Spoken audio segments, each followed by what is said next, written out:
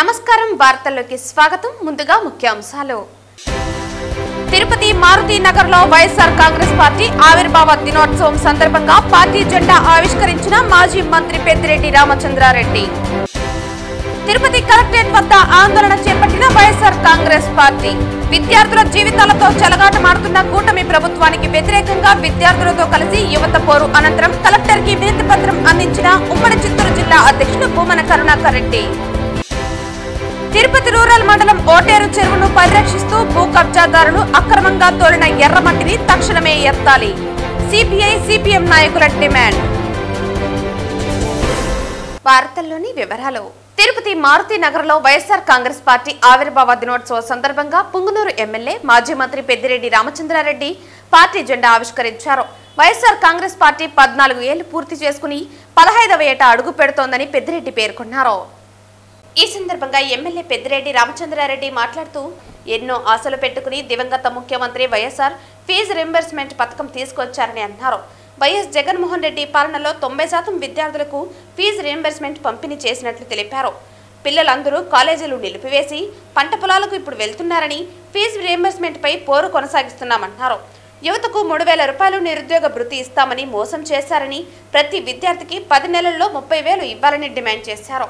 మహిళా సంఘాలు అకౌంట్లు 50% నిర్వీర్యం అయిపోయాయని ఈ ప్రభుత్వం కక్ష సాధింపు పాలన సాగిస్తున్నారని దీని పర్యవసానం చెల్లించక తప్పదని అన్నారు. ఫీజు రింబర్స్మెంట్ పోరులో ప్రతి ఒక్కరూ భాగస్వామ్యం కావాలన్నారు. తనపై ఈనాడు అసత్య కథనాలు రాస్తోందని ఎలాంటి విచారణకైనా సిద్ధమని జాయింట్ సర్వే చేస్తే వాస్తవాలు తెలుస్తాయని పేర్కొన్నారు. ఈరోజు వైఎస్ఆర్ కాంగ్రెస్ పార్టీ ఆవిర్భావ దినోత్సవం ఇప్పటికే 14 సంవత్సరాలు పూర్తి చేసుకొని 15వ సంవత్సరంలోకి అడుగిడుతా ఉన్న సందర్భంగా ఈరోజు ప్రతి జిల్లాలోనూ పార్టీ అధ్యక్షులు పతాకావిష్కరణ వైఎస్ఆర్ కాంగ్రెస్ పార్టీ పతాకావిష్కరణ చేస్తారు. అదేవిధంగా ఎన్నో ఆశలు పెట్టుకొని పెద్ద పెద్ద చదువులకంతా కూడా ఖర్చు లేకుండా ఇంజనీర్లు, డాక్టర్లు, అదేవిధంగా అనేక రకాల ఉన్నత ఉద్యోగాలందరూ కూడా వైఎస్ఆర్ రాజశేఖర రెడ్డి గారు దివంగత ముఖ్యమంత్రి ప్రవేశపెట్టిన ఫీజు రియంబర్స్మెంట్ వల్లే సాధ్యమైంది. మరి ముఖ్యంగా జగన్మోహన్ రెడ్డి గారు వచ్చిన తర్వాత 90% పైన పిల్లలకందరికీ కూడా వర్తింపజేశారు.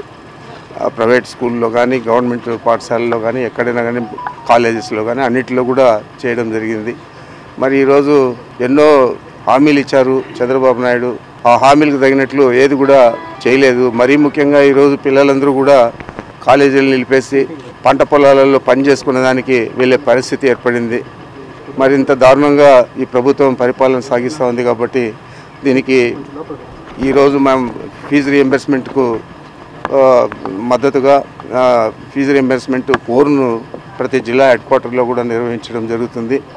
ఈరోజు చిత్తూరు జిల్లాలో నేను కూడా రీజనల్ కోఆర్డినేటర్గా చిత్తూరు జిల్లా హెడ్ క్వార్టర్లో పాల్గొనడం జరుగుతూ ఉంది. మరి ఇంత దారుణమైన పరిస్థితులు విద్యార్థులందరికీ కూడా రావడం అనేది, మరీ ముఖ్యంగా యువకులకంతా కూడా దాదాపు 3,000 రూపాయలు నెల ఇస్తా అన్నాడు. ఇప్పటికే 10 నెలలు పూర్తయింది. 10 నెలల్లో 30,000 ఒక పిల్లవాడికి అప్పు పడాడు. మరి ఈ విధంగా ఆయన చెప్పిన ఏవి కూడా చేయకుండా అరాకొరా పెన్షన్లు మాత్రం ఇవ్వడం జరుగుతూ ఉంది. దాంట్లో కూడా ఇప్పటికే 5 లక్షల దగ్గర తీసేయడం జరిగింది. మరి ఇంత దారుణమైన పరిపాలన గతంలో మనం ఎప్పుడు కూడా చూడలేదు.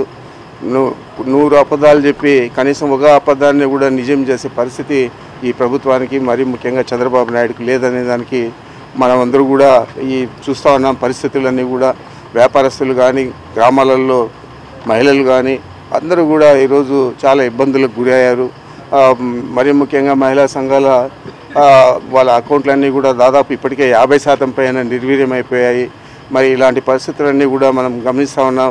ఆ రోజేమో పెద్ద పెద్ద కోరికలు చెప్పాడు, అందరినీ కూడా మోసం చేసి ఓట్లు వేసుకున్నాడు.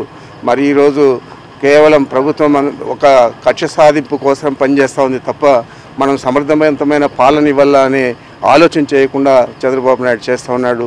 దీని పర్యవసానం రాబోయే 5 సంవత్సరాల్లో కూడా మనం చవి చూడాల్సి వస్తుంది. మరి ఇంకా 4 సంవత్సరాలు ఈ పరిపాలన కొనసాగుతుంది. మరి ఇలాంటి పరిపాలన ఈ రాష్ట్రంలో మరీ ముఖ్యంగా ఈ 5 సంవత్సరాలు కొనసాగితే మన పరిస్థితి, ఈ రాష్ట్ర ప్రజల పరిస్థితి ఏ విధంగా ఉంటుందో ఒకసారి మనం అందరూ కూడా గమనించాలని చెప్పి మీ అందరికీ కూడా నేను మీ ద్వారా ఈ రాష్ట్ర ప్రజలందరికీ కూడా విజ్ఞప్తి చేస్తా ఉన్నా. అదేవిధంగా ఈరోజు జరిగే ఫీజు రీయింబర్స్మెంట్ పోరుకు యువకులు కానీ నిరుద్యోగులు కానీ అందరూ కూడా పాల్గొని జయప్రదం చేయాలని కూడా కోరుకుంటున్నాను. బుధవారం తిరుపతి నియోజకవర్గం తెలుగుదేశం పార్టీ ఇన్ఛార్జ్ మన్నూరు సుగుణమ్మ ఆధ్వర్యంలో తిరుపతి ప్రెస్ క్లబ్ నందు మీడియా సమావేశం నిర్వహించారు. ఈ మీడియా సమావేశంలో సుగుణమ్మ మాట్లాడుతూ మహిళా ఆర్థిక స్వావలంబన దిశగా మన చంద్రన్న అడుగులు వేశారని, మహిళలను సామాజికంగా, ఆర్థికంగా, రాజకీయంగా ముందుకు తీసుకువెళ్లటమే ధ్యేయంగా పలు కార్యక్రమాలు, పథకాలకు ముఖ్యమంత్రి నారా చంద్రబాబు నాయుడు శ్రీకారం చుట్టారని పేర్కొన్నారు. ఈ మీడియా సమావేశంలో బట్టె వెంకటకీర్తి, బ్యాంకు శాంతమ్మ, అన్న అనిత, హేమావతి, రేవతి, సూర్యకుమారి తదితరులు పాల్గొన్నారు. మహిళా వైద్య విశ్వవిద్యాలయం, శ్రీ పద్మావతి మహిళా వైద్య విశ్వవిద్యాలయం కూడా ఈ రోజున విద్య వైద్యం అనేది ప్రతి ఒక్కరికి కూడా చేరువ కావాలి అనే ఒక ముఖ్య ఉద్దేశంతో ఈరోజు మహిళా వైద్య విశ్వవిద్యాలయం ద్వారా మహిళల్ని ప్రోత్సహించి ఈరోజు మహిళా డాక్టర్లు ఎక్కువ మంది చదువుతున్నారంటే అది మనం ఇచ్చినటువంటి ప్రోత్సాహాన్ని మహిళలు అందిపుచ్చుకొని ఈరోజు పరిగెడుతున్నారు అంటే దానికి కారణం అది. ఈ రోజున మెడికల్ కాలేజెస్లో 35% జెంట్స్ పురుషులు బాయ్స్ ఉంటే 65% మహిళలే చదువుతున్నారు డాక్టర్ కోర్సులన్నీ కూడా. అది మహిళా సాధికారత వైపు ఏ విధంగా మన రాష్ట్రంలో మనము అవకాశాలు ఇస్తున్నాము, ప్రోత్సాహం ఇస్తున్నాము, వాళ్ళు ఏ విధంగా అందుకొని ముందుకు పోతున్నారు అనే దానికి ఇవన్నీ కూడా నిదర్శనాలుగా నిలబడతాయి. తప్పకుండా ఆ విధంగా మరి మనము మహిళా సాధికారతను తీసుకెళ్ళడానికి ఇది మరి కొంతమందికి తెలిసి ఉండొచ్చు, తెలియకపోవచ్చు. మరి ఈ ప్రెస్ మీట్ల ద్వారా ఏదైతే మన ముఖ్యమంత్రి గారు అసెంబ్లీలో ఉద్ఘాటించారో దాన్ని మరి వాడల కాన్స్టిట్యున్సీ వైజ్ కానివ్వండి, అదేవిధంగా మన వార్డుల్లో కానివ్వండి ప్రచారం తీసుకొచ్చి మహిళలకు ఇంకా కూడా వాళ్ళకి అవకాశాలు ఉన్నాయి అని చెప్పి వాళ్ళకు ఒక అవగాహన కల్పించి వాళ్ళందరినీ కూడా ఇంకా మరి ఎవరైనా అవకాశాలు తెలుసుకోలేక పొందలేకపోయింటే వాళ్ళందరూ కూడా ఇలాంటి అవకాశాలను తీసుకొని ముందుకు పోవాలని కోరుకుంటూ మరి ఈ సంవత్సరం ఉమెన్స్ డే, అంతర్జాతీయ ఉమెన్స్ డే యొక్క ఒక్కొక్క సంవత్సరం ఒక్కొక్క ఎయిమ్ పెట్టుకొని మహిళా సాధికార దినోత్సవం రోజున దాన్ని అంతర్జాతీయంగా ప్రకటించుకోవడం, ఆ సంవత్సరం అంతా కూడా దాని గురించే మనము ప్రాచుర్యం తీసుకురావడం, అది నెరవేరే విధిగా ఆ సంవత్సరం అంతా కూడా మహిళలు కష్టపడుతుంటారు. దానిలో భాగంగా ఈ సంవత్సరం పరిగెత్తు మహిళా పరిగెత్తు అనే దాంతో ఈ రోజున ఈ సంవత్సరము ఒక ఎయిమ్గా తీసుకున్నారు. కాబట్టి మహిళలారా మీరందరూ కూడా ప్రభుత్వం ఇచ్చేటువంటి అవకాశాలని మీరు కూడా అందుకొని పరిగెత్తండి. మీరు మీ కుటుంబ పరిపాలనకు కానివ్వండి, ఈ రోజున ఒక కుటుంబంలో భార్య భర్త ఇరువురు కూడా 2 బండి చక్రాలు లాంటి వాళ్ళు. అలాంటిది ఇంతకుముందు భర్త ఒకడే సంపాదించి భర్త ఒకడే ఆర్థికంగా కుటుంబాన్ని అంతా చూసుకోవాలంటే చాలా కష్టంగా ఉండేది. ఈరోజు భార్య భర్తలు ఇద్దరు కూడా మరి సంపాదన పరులు అవుతున్నారు. మీకు తెలుసు ఈరోజు ఆటో స్టాండ్లు ఉన్నాయి, మహిళలకి డ్రైవర్లు ఇచ్చాం. ఈ రోజున మన మెహ్మా ద్వారా ర్యాపిడో ఎలక్ట్రిక్ బైక్స్ ఇచ్చి వాళ్ళ ద్వారా కూడా ర్యాపిడో సర్వీస్ని అందించడానికి కూడా తిరుపతి నగరంలో శ్రీకారం చుట్టడం జరిగింది. ఆ విధంగా మరి ముందుకెళ్తూ మీరు ఇచ్చినటువంటి అవకాశాలని తప్పకుండా అందిపుచ్చుకొని మహిళలారా పరిగెత్తండి, మహిళా సాధికారత సాధించండి. ఈ రాష్ట్ర అభివృద్ధికి మీరందరూ కూడా భాగస్వాములు కావండి అని కోరుకుంటూ అందరికీ ధన్యవాదాలతో సెలవు తీసుకుంటున్నాను. తిరుపతి కలెక్టరేట్ వద్ద వైఎస్ఆర్ కాంగ్రెస్ పార్టీ ఆందోళన చేపట్టింది. విద్యార్థుల జీవితాలతో చెలగాటం ఆడుతున్న కూటమి ప్రభుత్వానికి వ్యతిరేకంగా విద్యార్థులతో కలిసి యువత పోరు 5,000 మందితో వైఎస్ఆర్ కాంగ్రెస్ పార్టీ నిరసన చేపట్టింది. అనంతరం ఉమ్మడి చిత్తూరు జిల్లా అధ్యక్షులు భూమన కరుణాకర్ రెడ్డి తిరుపతి జిల్లా కలెక్టర్కి వినతిపత్రం అందించారు.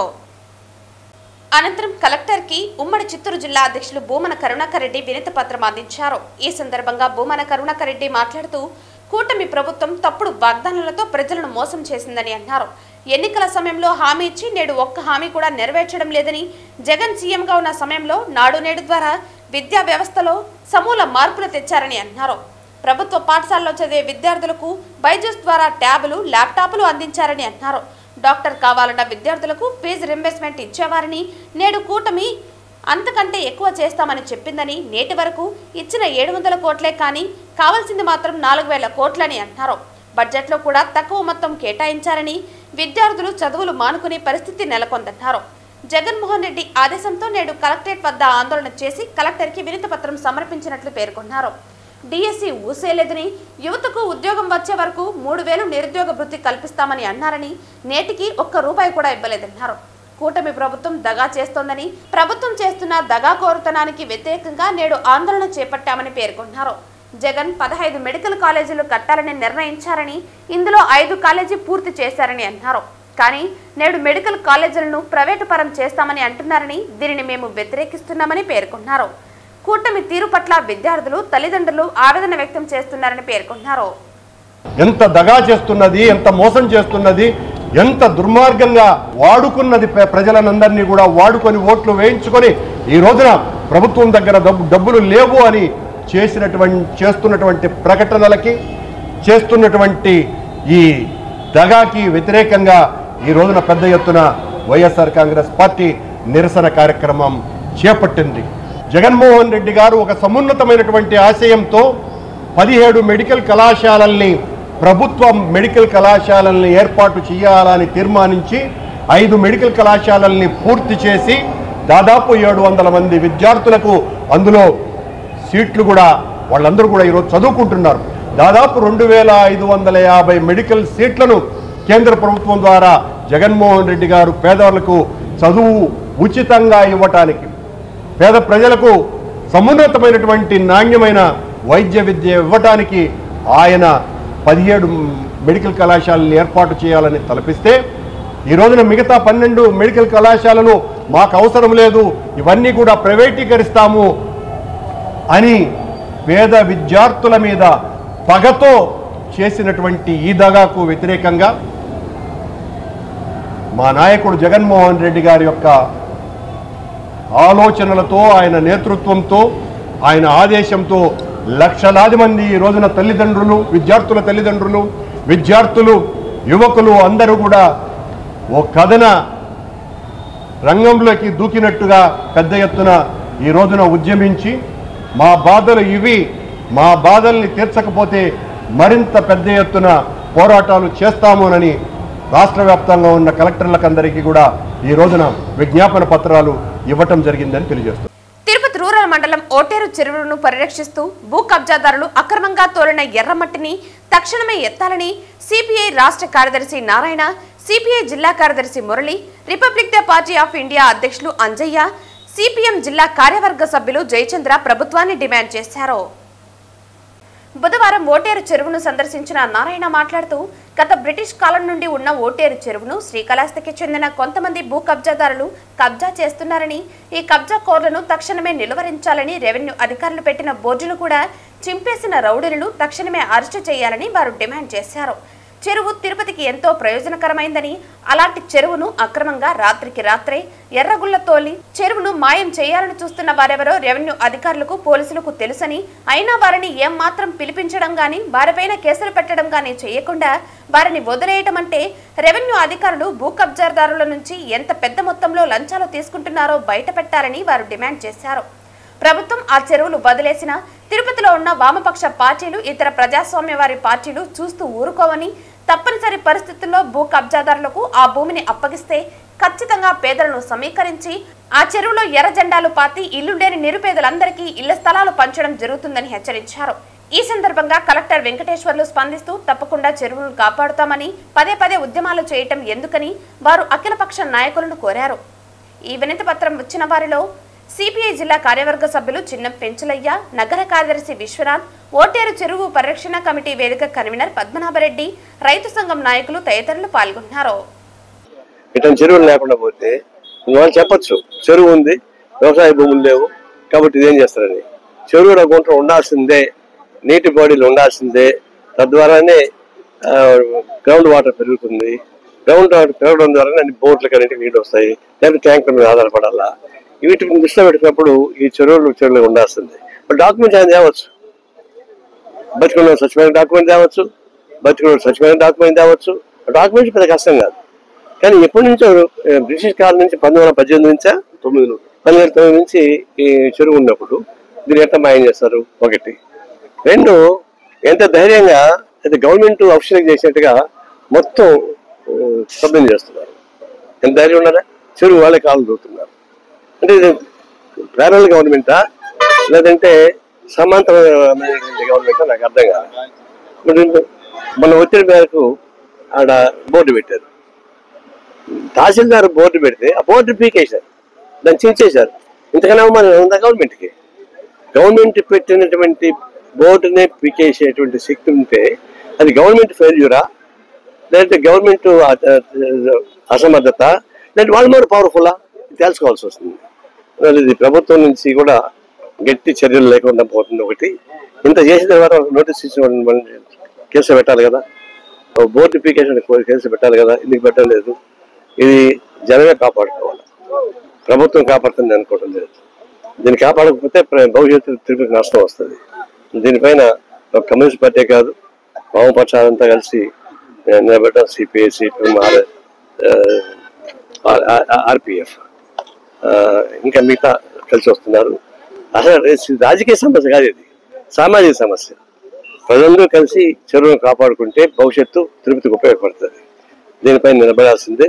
ఒత్తిళ్లు పెరుగుతాయి, ఎంత అయినా సరే దీని మాత్రం చెరువుగా ఉండాల్సిందే. అందుకే నా విజ్ఞప్తి ఏంటంటే ఒక కాలు చెరువులో పెట్టండి, ఒక కాలు జైల్లో పెట్టండి. ఉంటే ఇక్కడైనా ఉండాలి, జైలు కనిపండి. అంతేగాని మధ్యలో మనం బయట ఉండగా ఈ చెరువుని ప్రైవేట్ స్వాధీనం చేసిన వీలు లేదు. కాబట్టి మీరు జైల్లో పెట్టండి, అందరినీ మమ్మల్ని తీసుకెళ్ళి వాడు చెరువు వాడికి ఇచ్చేయండి, మాకు అభ్యంతరంలో. మేము ఉన్నంత కాలం మాత్రం చెరువు కాపాడాలని చెప్పేసి పిలిపిస్తాం.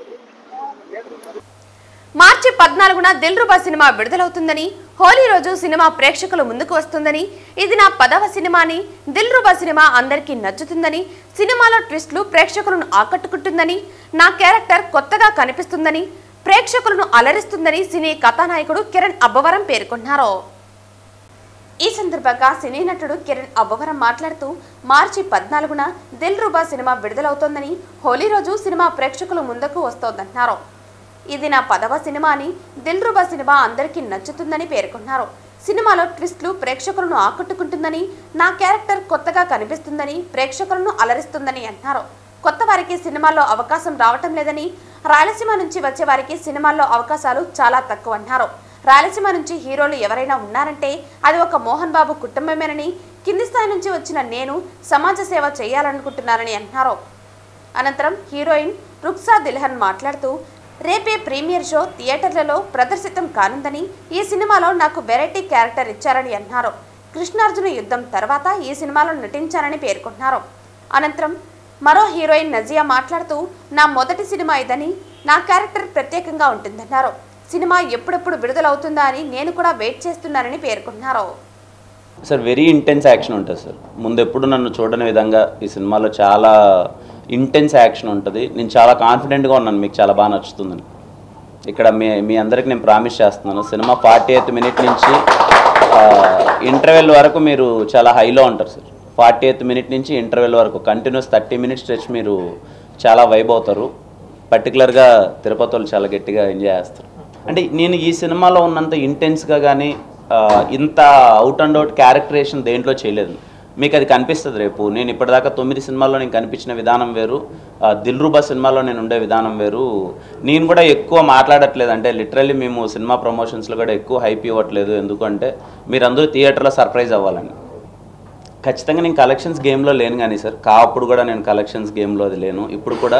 బట్ ఒకటైతే నేను చెప్పగలను, నన్ను ఎప్పుడు చూడని విధంగా అరే ఏంటి కిరణ్ ఇలా చేస్తాడా, ఇంత ఇంటెన్స్గా ఉంటుందా అనే ఒక థింగ్ ఉంటుంది. అందుకే నేను నా ప్రెస్ మీట్లో చెప్పాను, కాలో కంటెంట్ చూస్తారు, దిల్రుబాలో కిరణ్ అబ్బవరం చూస్తారు. అది మీరు చాలా ఎగ్జైట్ అవుతారు సార్. సారీ థ్యాంక్స్ అనే పదాలని అవసరం ఉన్నప్పుడే వాడాలి, ఇలా మాటికంటే వాడేసి వాటి వాల్యూ తీయొద్దన్న ఒకటి చెప్తున్నాం.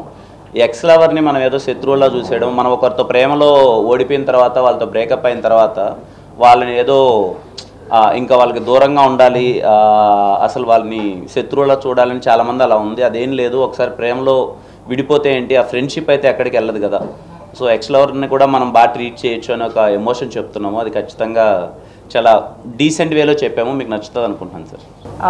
నా టీమ్కి చాలా హార్డ్ వర్క్తో ఈ ఫిల్మ్ మీకోసం మేక్ చేశారు. So please come to the theatres. నా టీమ్కి సపోర్ట్ చేయండి, ఫిల్మ్కి సపోర్ట్ చేయండి. నిజంగా మీ డిసప్పాయింట్ అవ్వట్లేదు, you will be very very entertain. ఇది నా team guarantee. and Holi Day ki full colorful Dilruba Day to celebrate cheyandi. A beautifully written character which I'm playing, and the premieres will open tomorrow, so I'm very excited for the movie, and I hope that you guys also like our movie, so please do come watch our film, celebrate your Holi with us on 14th of March. Thank you very, very much. Thank you. చిత్తూరులో ఒక వ్యాపారి ఇంట్లో మరో వ్యాపారి సినీ ఫక్కీలో దోపిడీకి యత్నించిన ఘటన సంచలనం సృష్టించింది. రబ్బర్ బుల్లెట్లు వినియోగించే తుపాకులతో కాల్పులు జరపడం అలజడి రేపింది. సుమారు 2.5 గంటల పాటు దొంగలను పట్టుకునేందుకు పోలీసులు నిర్వహించిన ఆపరేషన్ తీవ్ర ఉత్కంఠ రేపింది.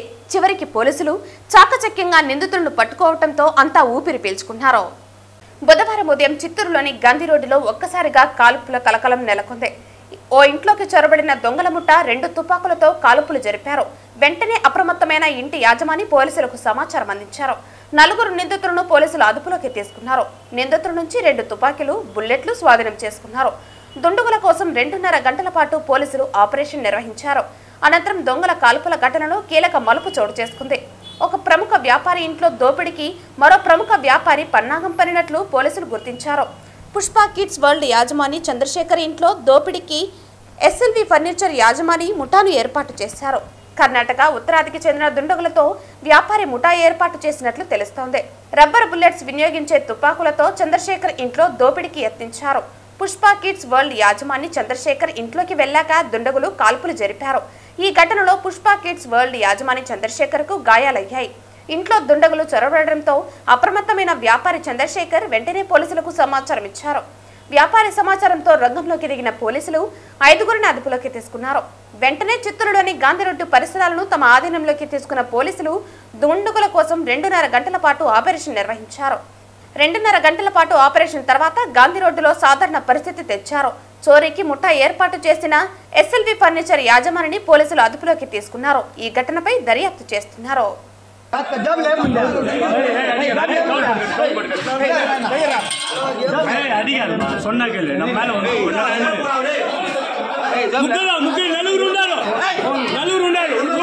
వార్తలు ముగించే ముందు ముఖ్యాంశాలు మరోసారి. తిరుపతి మారుతి నగర్ లో వైఎస్ఆర్ కాంగ్రెస్ పార్టీ ఆవిర్భావ దినోత్సవం సందర్భంగా పార్టీ జెండా ఆవిష్కరించిన మాజీ మంత్రి పెద్దిరెడ్డి రామచంద్రారెడ్డి. తిరుపతి కలెక్టరేట్ వద్ద ఆందోళన చేపట్టిన వైఎస్ఆర్ కాంగ్రెస్ పార్టీ. విద్యార్థుల జీవితాలతో చెలగాటమాడుతున్న కూటమి ప్రభుత్వానికి వ్యతిరేకంగా విద్యార్థులతో కలిసి యువత పోరు అనంతరం కలెక్టర్ కి వినతి పత్రం అందించిన ఉమ్మడి చిత్తూరు జిల్లా అధ్యక్షుడు భూమన కరుణాకర్ రెడ్డి. తిరుపతి రూరల్ మండలం ఓటేరు చెరువును పరిరక్షిస్తూ భూ కబ్జాదారులు అక్రమంగా తోలిన ఎర్రమట్టిని తక్షణమే ఎత్తాలి. సిపిఐ సిపిఎం నాయకుల డిమాండ్. ఈ వార్తలు ఇంతటితో సమాప్తం. తిరిగి వార్తల్లో మళ్ళీ కలుద్దాం. అంతవరకు సెలవు. నమస్కారం.